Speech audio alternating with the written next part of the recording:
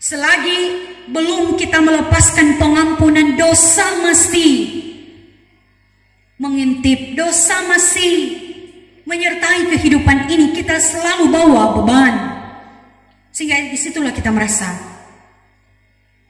sangat berat perjalanan hidup ini.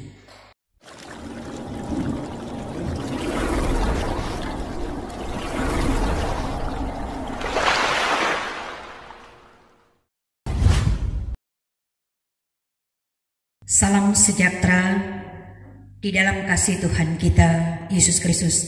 Shalom. Damai di hati. Saat ini semua kita terarah dalam persiapan memasuki minggu-minggu sengsara. Tentu sebagai jemaat kita sangat tahu bahwa sejak bulan Februari telah diarahkan dalam persiapan ketika kita akan memasuki minggu-minggu sengsara. Apalagi setiap kolom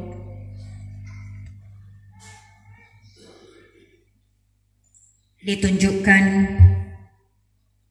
rasa kebersamaan yang sangat luar biasa melalui pelayan khusus Bapak Ibu serta anak-anak yang memang dapat dikatakan menguras waktu, tenaga, dana, perasaan ketika terfokus dalam tujuan untuk pengadaan Pondok Paskah.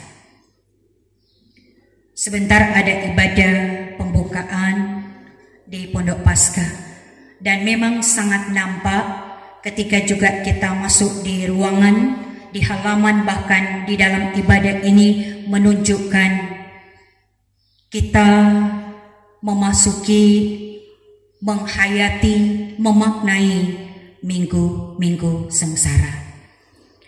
Sebagai warga gereja, kita dibawa dalam pembacaan kitab Mazmur pasal 32 ayat 1 sampai dengan ayat 11 dengan tema mingguan, berbahagialah orang yang diampuni pelanggarannya, yang dosanya ditutupi. Saudaraku, kitab Mazmur adalah kitab yang terpanjang karena memiliki 150 pasal. Dan secara khusus dalam pasal 32 ini memang mengungkapkan tentang pengalaman seorang raja yang sangat terkenal. Tentu sudah tidak asing lagi dalam pendengaran kita, Raja Daud. Dan ini adalah nyanyian pengajaran. Ini adalah ungkapan seorang raja.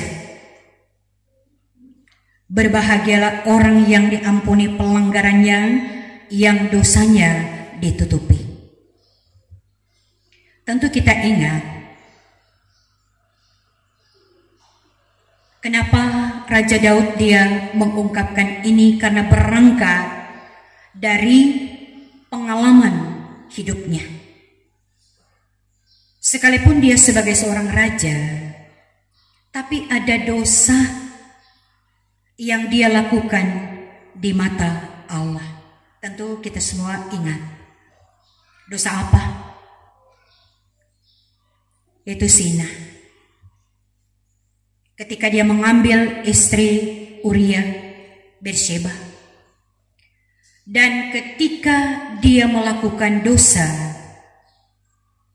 itu sangat terasa. Kalau mau dibilang hidupnya bagaikan ada di penjara, bahkan lebih daripada itu. Karena dia ungkapkan ketika dia berdiam diri seolah-olah memang sangat terasa secara fisik, itu menunjuk kelemahan. kerapuhan, tekanan yang amat berat, yang tidak sanggup untuk dia hadapi dan jalani. Toh dia sebagai seorang raja, bahkan apa yang kurang? Tetapi ketika dia jatuh dalam dosa, menunjukkan dia berada dalam kekurangan, dia berada dalam kelemahan, dia berada dalam keterbatasan. Karena merasa hidupnya terancam, dia tidak tenang sekalipun.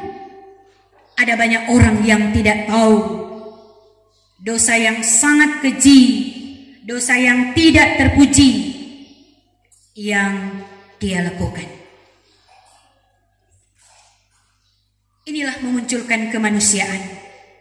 Karena sebagai seorang raja, apapun yang dia lakukan itu bisa. Tapi tanpa kontrol lagi, menunjukkan kemanusiaan. Dia terpesona, dia terjerat, dia jatuh di dalam dosa. Jadi ketika dia menatap diri ini, menunjuk totalitas hidup, dia tak berdaya.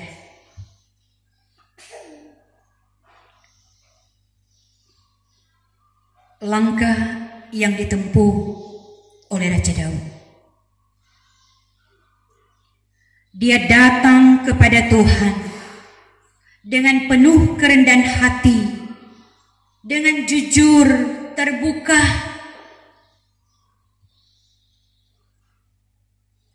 menunjukkan, Tuhan, saya lemah, saya telah berbuat dosa.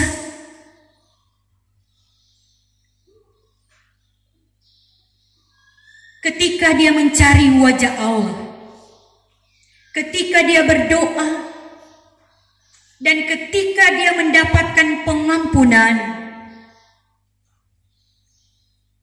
maka disitulah dia merasakan hubungan yang indah dengan Tuhan. Sekalipun dia merasa dia tidak layak, dia telah berbuat dosa di mata Tuhan, dia hancur. Dia datang kepada Tuhan dengan kesungguhan hati, berlayak pengampunan. Ada kelepasan, ada kelegaan, ada kebebasan yang sangat mengubah kehidupannya. Dari tidak suka melahirkan sorak, karena telah mendapatkan kelepasan, mendapatkan kebebasan, tidak lagi tertekan karena telah mendapatkan pengampunan secara cuma-cuma. Tapi ini didasari dengan hati yang tulus, dengan hati yang hancur, menunjukkan bahwa dia telah berdosa. Nah, inilah sebenarnya pengakuan iman daripada Raja Daud. Sebagaimana dalam pembacaan kita ayat 1 dan 2. Sungguh berbahagia. Disitulah kebahagiaan sejati yang boleh didapati oleh pemazmur. Dia sadari bahwa dia tidak ada apa-apanya dengan apa yang dia miliki. Tidak bisa mengeluarkan, membebaskan dia dari rasa takut, dari rasa tidak tenang, dari galau, selain hati yang hancur, hati yang terkoyak ketika datang kepada Tuhan. Dalam arti ini menunjuk ketika kembali ada hubungan yang dulunya rusak, ketika menjalin hubungan yang indah dan mesra dengan, disitulah kebahagiaan, disitulah ketenangan, disitulah damai sejahtera, dan memang sangat mengubah. Sehingga ketika mengalami pengampunan, kasih yang dari Tuhan, itulah yang dia sebarkan melalui kesaksian hidup yang didasari dengan hati. Sorak-sorak itu menunjukkan kebahagiaan yang amat sangat.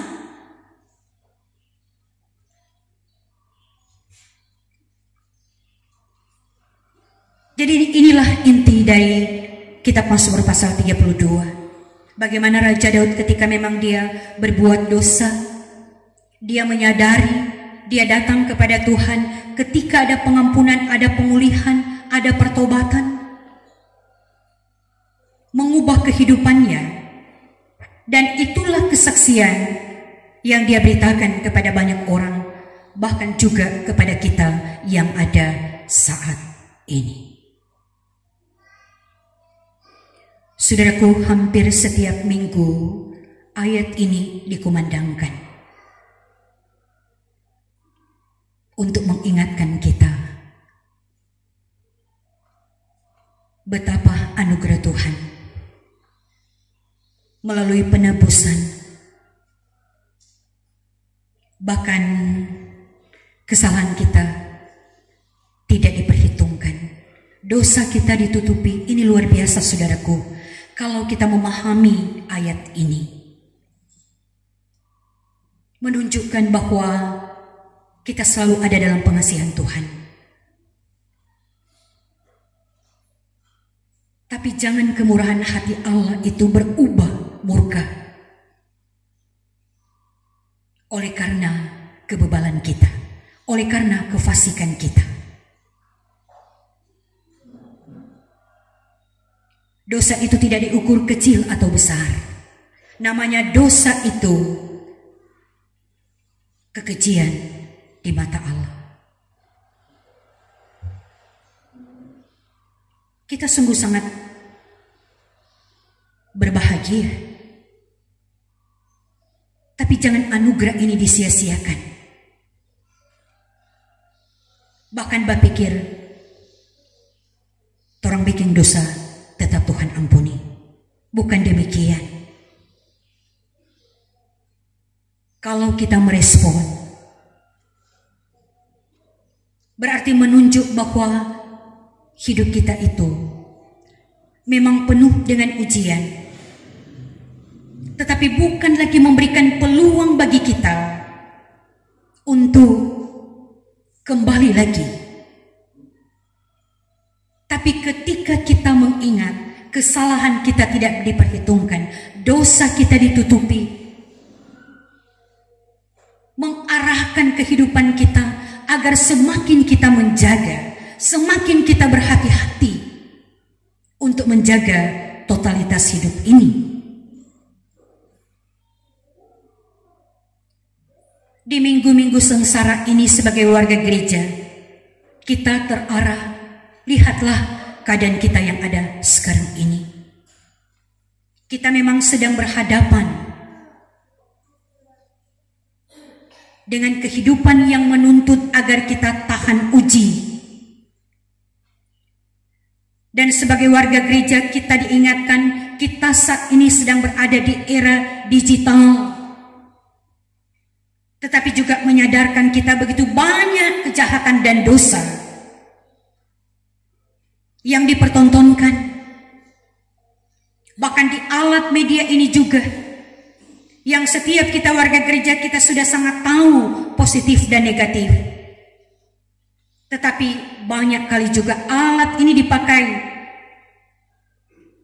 ada banyak yang terselubung. Ada banyak dosa yang disimpan di alat ini, yang seolah bagi kita manusia tidak ada yang mengetahui. Tetapi tanpa kita sadari, Allah tidak pernah tertidur, tidak pernah terlelap. Dia tetap selalu mengamati, mengawasi kita supaya kita jangan keluar dari rel. Kita jangan menyimpang. Dan mata kita serta hati kita ini jangan dibutakan dengan godaan-godaan yang nikmat, godaan-godaan yang sesaat tetapi membawa kesesatan. Karena ada banyak orang yang ingin instan untuk meraih sesuatu, tapi tanpa disadari itu menunjuk perbuatan-perbuatan dosa.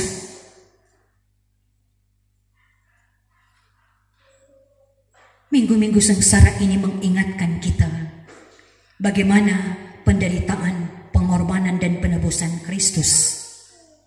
Apakah itu juga memang membara dalam kehidupan ini, ataukah jangan-jangan hanya mengingatkan kita ketika kita berada di suasana seperti ini?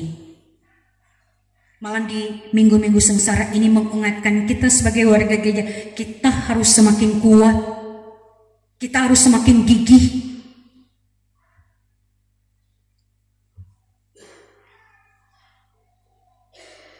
Dan memang kita setiap hari dan setiap saat berjuang untuk melawan dosa.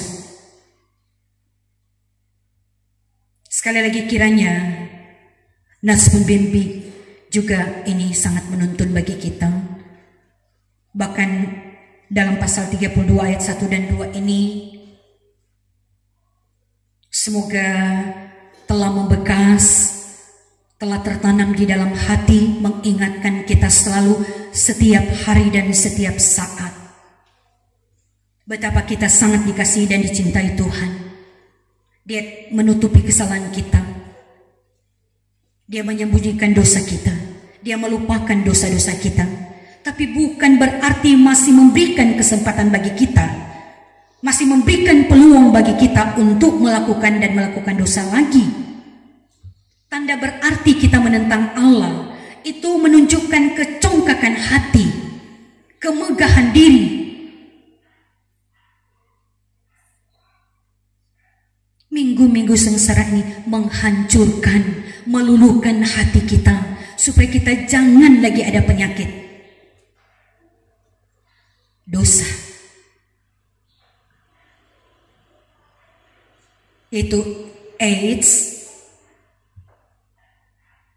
angku, iri hati, dendam, sombong.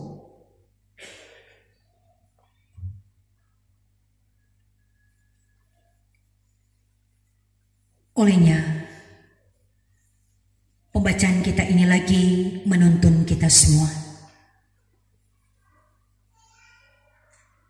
Dosa memang ada di sekeliling kehidupan kita.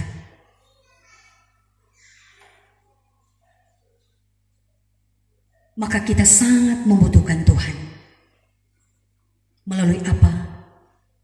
Kekuatan doa. Pemazmur telah membagi, pemazmur telah memberikan tips bagi kita. Tidak ada cara lain untuk memberikan kekuatan selain setiap hari mengasah kehidupan kita, mendekatkan diri di kaki Yesus melalui pujian, penyembahan, doa, dan firman.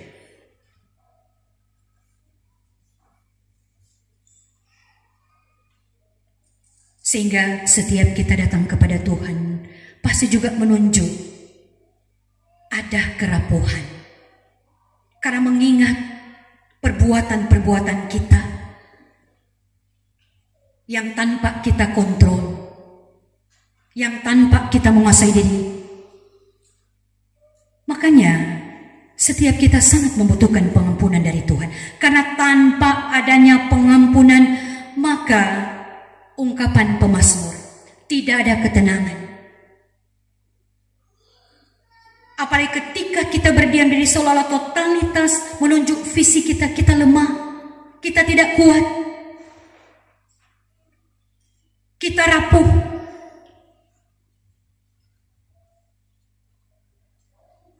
Dan ketika kita datang kepada Tuhan, kita curhat.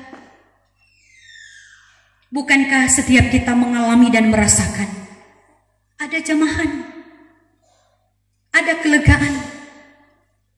Kita rasakan itu kalau kesungguhan hati, kalau dengan ketulusan hati. Tapi kalau orang cuma minta pengampunan setelah itu lagi kembali, ibu selalu bilang pasti orang rasakan itu biasa-biasa saja. Tapi ketika pengampunan, karena ada pertobatan, ada pemulihan, ada pembaharuan yang mengarah kita lebih dekat kepada Tuhan, betapa berbahagianya. Disitulah sebenarnya kita mendapatkan kebahagiaan sejati.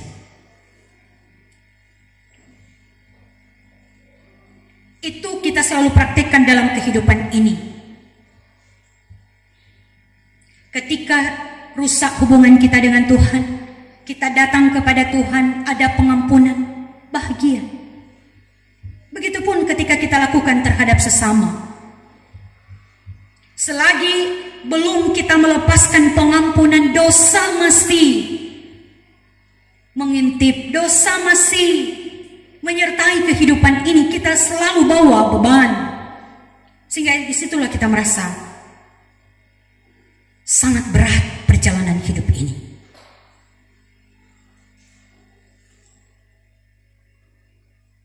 Jadi datang juga kepada Tuhan bukan karena ada maunya, tetapi ini memang keharusan bagi setiap kita mau datang kepada Tuhan. Karena ketika kita datang kepada Tuhan, ada nasihat, ada pengajaran, ada didikan. Didikan, nasihat, dan pengajaran itulah yang merubah cara hidup kita yang tidak berkenan kepada kehidupan yang berbahagia. Ya, kiranya perenungan kita di hari ini, bahkan di minggu sengsara yang pertama ini, hidup kita semakin dibaharui,